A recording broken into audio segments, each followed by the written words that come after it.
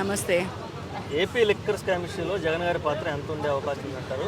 ఆయన ఏమైనా అరెస్ట్ అయ్యే అవకాశం ఉందా ఈ ఎంటర్ ఇష్యూలో? 100% జగన్ పాత్ర ఉంది. అరెస్ట్ తప్పకుండా అవుతాడు. ఆన్లైన్ పేమెంట్లు ఆపేసేసి ఓన్లీ బై హ్యాండ్ క్యాష్ తీసుకొని 800 కోట్ల లెక్కలకి 600 కోట్లు మాయం చేశాడు. 200 కోట్లే చూపిస్తున్నాడు. కనుక ఈ 600 కోట్లు ఎక్కడ పోయాయి? దేశాలు తరలించాడా, లేకపోతే ఇక్కడ ఏమైనా బినామీలు పెట్టుకున్నాడా, ఏం చేసుకున్నాడు?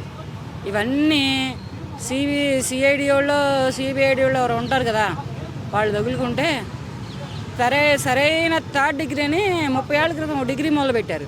మొన్న ఈ మధ్యన అతని పార్టీ అధ్యక్షుడు రఘురామరాజుకి కూడా మొదలుపెట్టించాడు ఆ డిగ్రీని. ఆ డిగ్రీ నాకు మొదలు పెడితే అన్నీ అవే ఒకటమ్మట బయటకు వస్తూ ఉంటాయి అన్నమాట. మరి వీళ్ళు గవర్నమెంట్ చర్య తీసుకొని వీలైనంత చాకచక్యంతో పట్టుకోగలిగితే వేసే కొలది గేలం వేసే కొలది చేపలు వస్తూ ఉంటాయి. ఓకే, ఈ విషయాల్లో, ఈ అవినీతి జరిగిన విషయాల్లో చంద్రబాబు కొంచెం నీరసంగా పనిచేస్తున్నాడు, అంత యాక్టివ్గా లేడు అనేది వాదన ఉంది. ఏమంటారు దానికి దీనికి సంబంధం లేదు. ఈ అవినీతి విషయాలకి చంద్రబాబు నాయుడు గారికి ఎటువంటి సంబంధం లేదు. అంటే వాళ్ళు పొలిటీషియన్సే ఎంతైనా ఇవన్నీ మీడియాకి కబుర్లు చెప్పడమే తప్పితే యాక్షన్ నేను తీసుకోరని చాలామంది ప్రజలు అంటున్నారు. అదేముండదు, అటువంటిదేముండదు. అటువంటివి ఉంటే అరెస్టులు ఎట్లా చేస్తారు? ఇప్పుడు తిట్టిన వాళ్ళందరినీ ఒకప్పుడు జగన్మోహన్ రెడ్డి అరెస్ట్ చేయించాడు. కోడల శివప్రసాద్ చావు కారణం అయ్యాడు. అలాగే ఇప్పుడు వీళ్ళని తిట్టిన వాళ్ళందరినీ అరెస్టులు ఎలా చేస్తారు?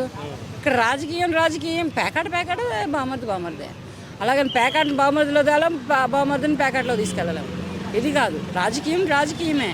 ఎటువంటి నిందలు మోసారు, ఎటువంటి మాటలు పడ్డారు, ఎటువంటి కన్నీళ్లు పెట్టుకున్నారు, ఇవన్నీ ఎవరు మర్చిపోతారు?